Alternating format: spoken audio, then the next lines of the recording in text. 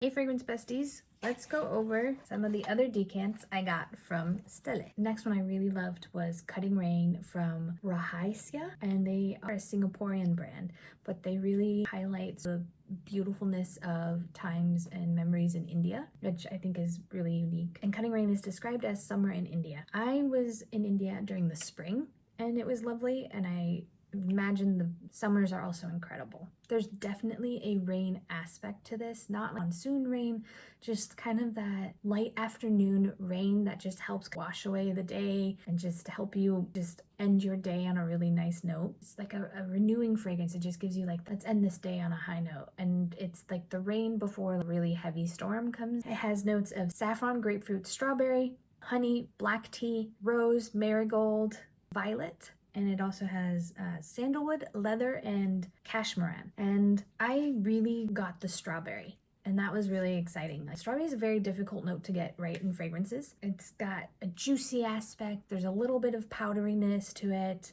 a floral, and it's almost like those first drops of rain hitting a nice orchard slash really floral garden with maybe more dirt paths in between the beds. And so you cut that like, drop hitting the clay and bringing up those floral scents and a little bit of that juiciness from maybe a citrus tree, kind of that perfect time when you're out and you're like, oh, time to go in, storm's coming. There's an intimate aspect to this. It's like you and Mother Nature in that first few moments together.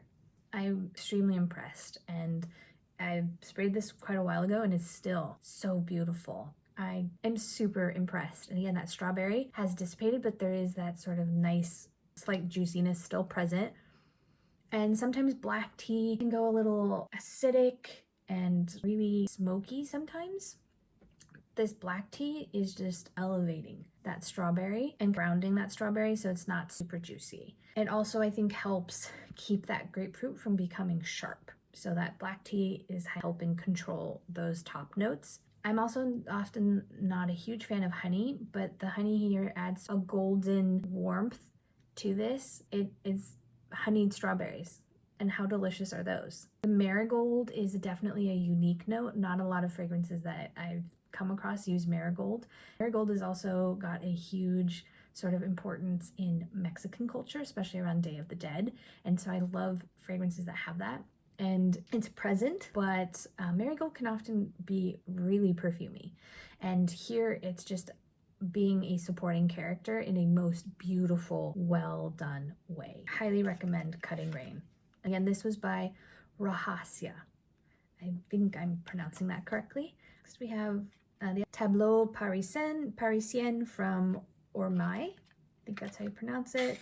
And this was a very white floral heliotrope fragrance. It's well blended. It's not my favorite. I did enjoy it. It goes from floral to just a nice warmth depth, but there wasn't necessarily a huge unique aspect to it. I think this is a very safe fragrance. It's really well done, but it didn't give me sort of a ooh moment. It gave me a oh, that's nice moment. It's very evening, where those white florals start really blooming and giving off their perfumes on a nice terrace in Europe. It's what it's giving me. Or maybe in the heart of Paris. It's gonna be a tongue twister. It is a perfumed terrace in Paris. Say that 5 times fast, is what it's giving me. Very nicely done. It's got petitgrain, fresh ginger, basil, mandarin, tuberose, rose, mixed spices, heliotrope, tobacco, tonka bean, benzoin, and vanilla. And ginger was not as present. I actually think I would have liked even more ginger being present. I think it adds just this really nice spark and sharpness and spice that I think I'm missing here. I want more of the spice.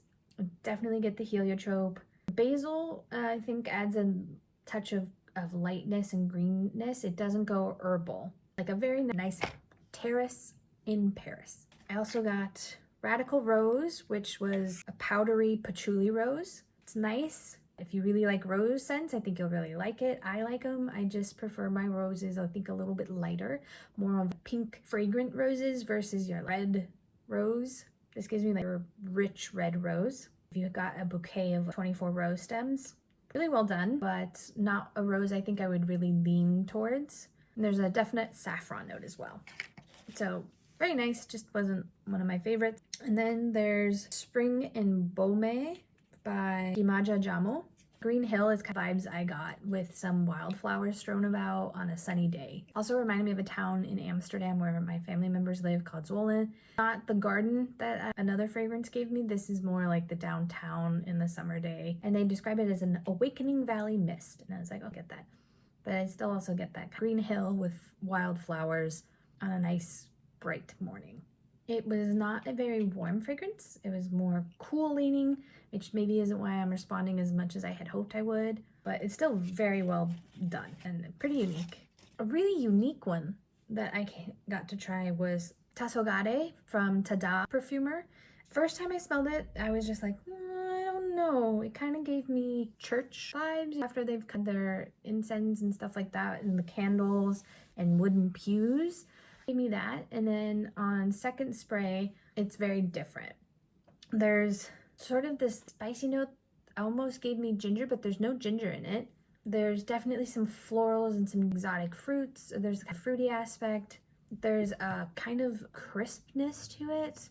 Not fruity crispness, but crispy air note. And there's something, it's gonna sound weird, but something almost kind of religious about it. And they do describe it as the essence of a Japanese temple. So maybe that's what I'm getting. It's got notes of plum, yuzu, lavender, hinoki, cypress, rose, incense, benzoin, guaiac wood, and oud.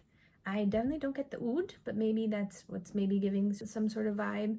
It's still very light, which I'm fascinated because with oud you would think could be heavy. I don't really get the plum. I definitely get the yuzu and the hinoki. That lavender is there. And I think combined with the cypress, maybe that's what's giving me that crisp vibe. The rose adds just a really light, beautiful pink floral note. But that incense, I think, is really driving yuzu and the plum forward. And that benzoin, it's kind of giving, again, I think that cool note to it. I don't get warmth from this. I get sort of a slightly chilled vibe.